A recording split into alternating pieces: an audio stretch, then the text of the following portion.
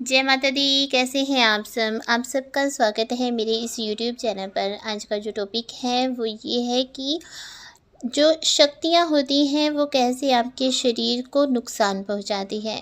शक्तियाँ, कौन सी शक्तियाँ, ठीक है, कौन सी शक्तियाँ नुकसान पहुंचाती हैं और कौन सी शक्तियाँ नुकसान नहीं पहुंचाती, वो भी इस वीडियो में बताया जाएगा। और साथ ही ये भी बताया जाएगा कि जब कोई शक्ति आपके शरीर को या आपके घर को नुकसान पहुंचाती है तब आपको क्या करना चाहिए, आपको वो उपाय भी बताया जाएगा। तो वीडियो में एंड तक बने रहिएगा और वीडियो को बिल्कुल भी स्किप मत कीजिएगा ताकि आपको पूरी जानकारी अच्छे से प्राप्त हो सके। वीडियो में आगे बढ़ने से पहले जल्दी से मेरे चैनल को सब्सक्राइब कीजिए, बेल आइकन दबाइए ताकि मेरे द्वारा अपलोड की गई हर वीडियो की नोटिफिकेशन आपको मिल सके। हाँ जी, तो चलते हैं वीडियो में आगे। देखिए, जब आप किसी भी शक्ति की पूजा अर्चना शुरू करते हैं तो उस शक्ति का प्रभाव आपके घर में होने लगता है, उस शक्ति का वास आपके घर में होने लगता है। अगर आप दैवीय शक्तियों को अपना जीवन समर्पित कर चुके हैं, यदि आप दैवीय शक्तियों की पूजा करते हैं, देवी देवताओं की पूजा करते हैं, तो आपके घर में देवी देवताओं का वास होना आरंभ हो जाता है।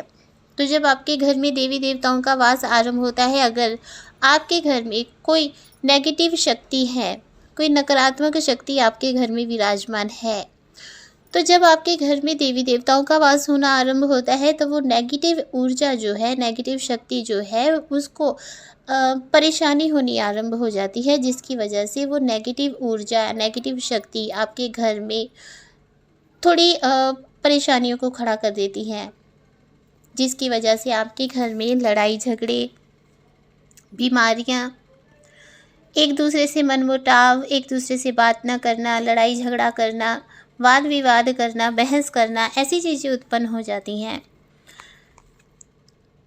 ये कब होता है? जब आप अज्ञानता के कारण आगे अपना पूजा पाठ कंटिन्यू नहीं करते। अज्ञानता के अंधकार के कारण आप जब अपना पूजा पाठ बीच में ही छोड़ देते हैं, तब ये विपत्तियां और भी अधिक आपके जीवन पर प्रभाव डालना आरंभ कर देती हैं। जब भी घर में देवी देवताओं का वास होता है तब नेगेटिव एनर्जी को आपका घर या आपका शरीर त्याग कर बाहर जाना पड़ता है, जिसकी वजह से वो ये सब हरकतें करती है, क्योंकि कोई भी नेगेटिव एनर्जी ये नहीं चाहती कि वो आपका शरीर या आपका घर छोड़कर कहीं जाए। इसलिए वो नेगेटिव एनर्जी आपके घर में दिक्कत परेशानियां खड़ी करना शुरू कर देती हैं, ताकि आप अपनी पूजा पाठ को, आप अपनी सकारात्मक ऊर्जा के लिए जो आप पूजा पाठ करते हैं, आप देवी देवताओं की जो पूजा पाठ करते हैं, उन देवी देवताओं की पूजा पाठ को आप बिल्कुल ही बंद कर दें, ताकि नेगेटिव एनर्जी को कहीं भी जाने की आवश्यकता ना पड़े।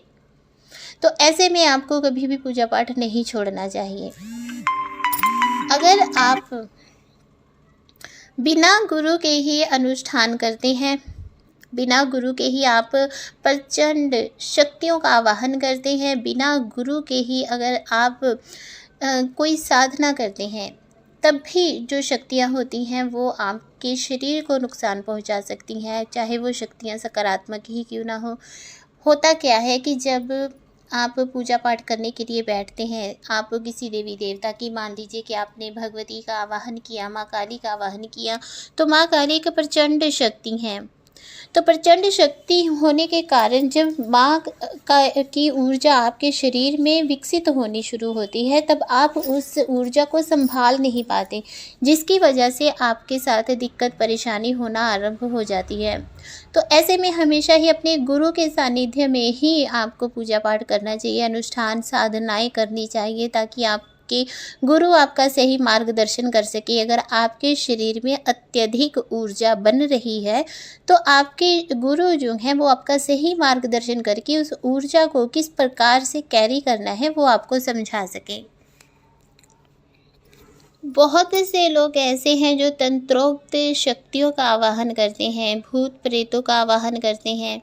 तो ऐसे लोगों के घर में जब भूत प्रेतों का वास होता है तो वो भूत प्रेत या नेगेटिव एनर्जी या नेगेटिव शक्तियाँ जो हैं वो बहुत से घर में क्लेश उत्पन्न कर देती हैं। ऐसी जो शक्तियाँ होती हैं वो कभी भी घर की तरक्की को होने नहीं देती हैं, तरक्की को रोक देती हैं। तो ये कारण क्या होता है कि आपने आवाहन ही गलत शक्तियों का कर लिया, है ना? तो आपको क्या चाहिए कि आप सही शक्तियों का चुनाव करें।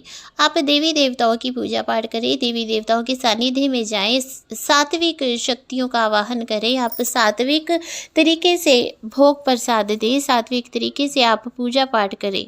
इससे आपको कभी भी कोई भी नुकसान नहीं होगा।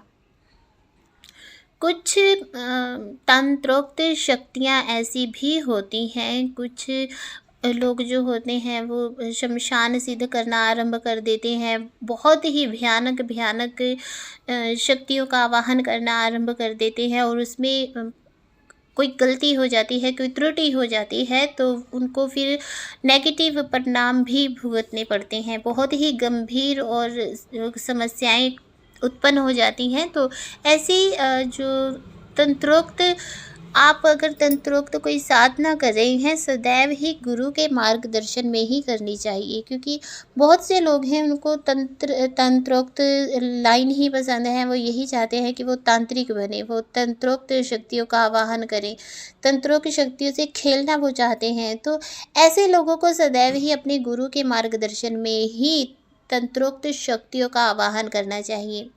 अगर आप तांत्रिक बनना चाहते हैं तो हमेशा गुरु के मार्गदर्शन में ही आगे बढ़ें। अगर आप गुरु के सानिध्य में कोई भी पूजा पाठ नहीं करते हैं, अगर नॉर्मली आप जोतबत्ती कर रहे हैं, भोग लगा रहे हैं, तो वो अलग बात है। अगर आप शक्तियाँ प्राप्त करने के लिए पूजा पाठ कर रहे हैं तो आपको गुरु का सानिध्य होना बहुत आवश्यक है। अगर आप इंटरनेट से, है ना, कोई भी पूजा पाठ उठाकर करते हैं, कोई साधना करते हैं, क्योंकि अब होली आने वाली है तो बहुत से लोग होली के दिनों में भी साधनाएं करने के लिए ये सोचते हैं कि हमारे गुरु नहीं है, तो चलो जो यूट्यूब पर बता रहे हैं वो भी एक अच्छे गुरु हैं, तो हमें उनके बताए अनुसार साधना कर लेनी चाहिए। तो ऐसे लोग जो होते हैं वो कहीं ना कहीं गलती कर देते हैं, क्योंकि उनका जो संपर्क है गुरु के साथ नहीं होता, जिसकी वजह से उन्हें साधना का अच्छा परिणाम मिलने की बजाय दुष्परिणाम मिलना आरंभ हो जाता है। और बहुत ऐसी साधनाएं तो ऐसी हैं जो उनकी विधि है जो पूरी तरह से गुप्त है, और गुप्त विधियां कभी भी नेट पर नहीं बताई जाती हैं, ठीक है ना। अगर आप इंटरनेट से उठाकर कोई भी साधना करते हैं, कोई भी पूजा पाठ करते हैं, हवन यज्ञ करते हैं, या आप कोई अनुष्ठान करते हैं, तो ये आपकी सबसे बड़ी गलती होती है, क्योंकि ऐसा करने से आपको कभी भी सही परिणाम नहीं मिलेगा। क्योंकि विधि चाहे कोई जितनी मर्जी आपको अच्छे से बता देगा ना, लेकिन फिर भी वो उनमें वो बात आपको नहीं बताएंगे जो कि पूरी तरह से गुप्त होती हैं, जो केवल और केवल अपने शिष्य को ही गुरु बता सकता है। ऐसी बातें कभी भी इंटरनेट पर नहीं बताई जाती। तो आप कभी भी इंटरनेट से उठाकर किसी की भी साधना ना करें, गुरु के सानिध्य में ही साधना करें, गुरु से मार्गदर्शन ले। हर एक छोटी बड़ी बात अपने गुरु के साथ शेयर करनी चाहिए, ताकि आपको पूरे ज्ञान और पूरा आपको साथ मिल सके गुरु का। क्योंकि गुरु का हाथ अगर सिर पर होता है तो भक्ति मार्ग सुलभ हो जाता है, आसान हो जाता है, और जल्दी से प्राप्त भी हो जाता है। आपको हमेशा ही अपने वेदों पुराणों का अनुसरण करना चाहिए। वेद पुराण पढ़ने से आप कभी भी भटकेंगे नहीं।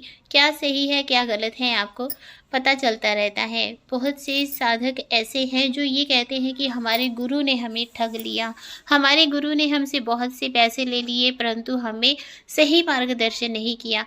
हमारे गुरुओं ने हमसे शक्तियाँ छीन ली, हमारे गुरुओं ने ऐसे कर दिया वैसे कर लिया, है ना। तो इस प्रकार से जो लोग सोचते हैं, तो अगर आप अपने वेदों पुराणों का सहारा लेते हैं, अपने वेदों पुराणों को पढ़ते हैं, तो कभी भी आप भटक नहीं सकते, और कभी भी आप ये नहीं कह सकते कि मेरे गुरु ने मेरे साथ कुछ गलत किया, क्योंकि गुरु कभी भी गलत नहीं करते हैं। हाँ, कुछ एक दो गुरु होंगे ऐसे जो गलत करते होंगे, 100 में से 1-2 गुरु ऐसे होंगे, लेकिन सभी गुरु ऐसे नहीं होते। क्योंकि अगर कोई गुरु बना है तो कभी वो भी शिष्य रहा होगा, तभी वो गुरु पदवी पर बैठे हैं। तो कभी भी गुरु अपने शिष्य के साथ बुरा नहीं कर सकता है। आपको पूर्ण विश्वास, पूर्ण श्रद्धा अपने गुरु पर होनी चाहिए, तभी वो शक्तियाँ, जो शक्तियाँ आप अपने गुरु से प्राप्त करना चाहते हैं, वो शक्तियाँ आप पर मेहरबान होंगी और आप पर वो अपनी कृपा बरसाएंगी। इसलिए शक्तियों का अगर आपने पूर्ण लाभ उठाना है तो गुरु का मार्गदर्शन, गुरु का सानिध्य, गुरु का प्रेम बहुत ही आवश्यक है। माला का जाप आपने सही प्रकार से करना है। माला पर जब आप जाप कर रहे हैं तो आपको विशेष ध्यान रखना चाहिए कि आपके अंगूठे के साथ वाली जो उंगली है वो माला को टच ना करें। आप गोमुखी का इस्तेमाल कीजिए, गोमुखी में माला रख कर फिर ही आप जाप कीजिए, क्योंकि जब गोमुखी में माला रखी जाती है तब आपके अंगूठे के साथ वाली जो उंगली होती है वो गोमुखी से बाहर होती है।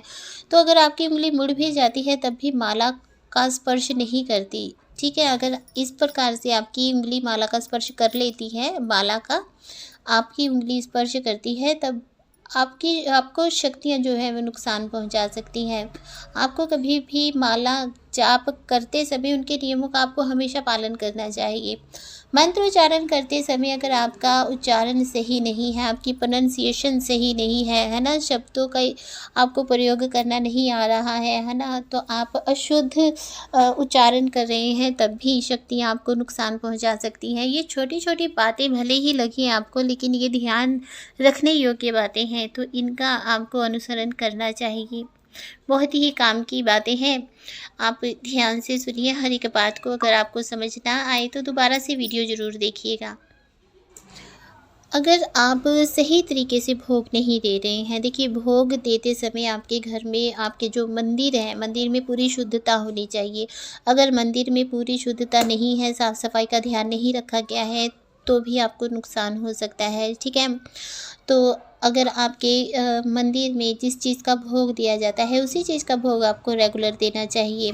ये नहीं कि आपने अपनी मर्ज़ी से कभी सात्विक भोग दिया तो कभी आपने तामसिक भोग देना आरंभ कर दिया, कभी आप नींबू की बलि दे रहे हैं तो कभी आप जायफल की बलि दे रहे हैं, कभी आप मुर्गे की बलि दे रहे हैं। तो इस प्रकार करने से भी आपको नुकसान हो सकता है। अगर आपके गुरु ने आपको आदेश दिया है सात्विक भोग देने का, तो कभी भी आपको नींबू की भी बलि नहीं देनी चाहिए जब तक कि आपके गुरु आपको आज्ञा ना करे नींबू की बलि देने की या जायफल की बलि देने की। तो भोग प्रसाद का भी बहुत ही महत्व है पूजा पाठ में, तो इसका भी आपको ध्यान रखना चाहिए, अन्यथा आपको नुकसान हो सकता है। आगे है कि अगर आप पूजा पाठ करते हैं लेकिन आपका कोई निश्चित समय नहीं है, आपका जब मन करता है आप तब पूजा पाठ करते हैं, तभी वो सही नहीं है, आपका जो तपोबल है वो कम हो जाता है। इसलिए आपको रेगुलर पूजा पाठ करना चाहिए। अगर आप हवन यज्ञ, आपके गुरु ने आदेश किया है आपको हवन यज्ञ करने का, तो आपको हवन यज्ञ भी समय समय पर करना चाहिए। इस प्रकार करने से कभी भी आपको कोई भी दिक्कत परेशानी का सामना नहीं करना पड़ेगा और घर में कभी भी नेगेटिव एनर्जी नहीं प्रवेश करेगी अगर आप अपने गुरु के कहे अनुसार चलते हैं।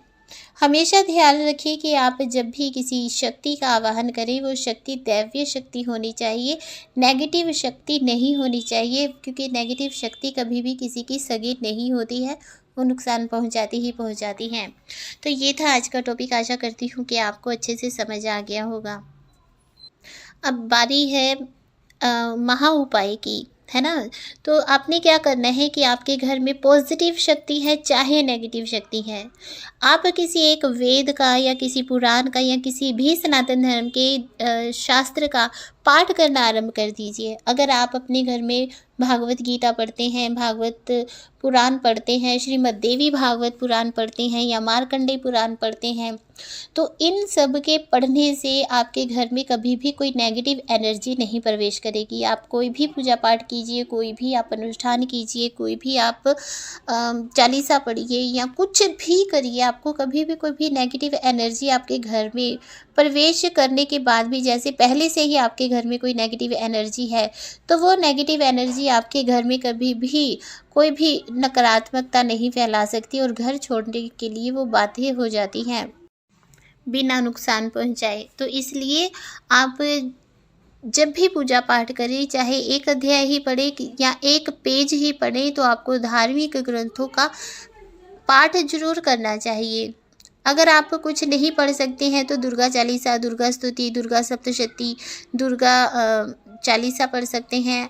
आप हनुमान चालीसा पढ़ सकते हैं, बजरंग बाण पढ़ सकते हैं। आप इस प्रकार से कुछ भी अगर आप पढ़ते हैं तो उसके प्रभाव से कभी भी कोई भी नेगेटिव एनर्जी आपके घर में नुकसान नहीं पहुंचा सकती, और बिना नुकसान पहुंचाए उसे आपके घर या आपका शरीर छोड़कर जाना पड़ेगा। और जब भी आप पूजा पाठ करें अपने पास गंगा जल जरूर रखें, उसका आप घर में छींटा लगाएं, जिससे कि आपकी कोई भी परेशानी आपके समीप ना आ सके और बिना नुकसान पहुंचाए आपके घर से बाहर चली जाएं। तो ये था आज का उपाय। तो आज तो आशा करती हूँ कि आपको ये टॉपिक अच्छा लगा होगा। जय माता दी, खुश रहिए, खुशहाल रहिए।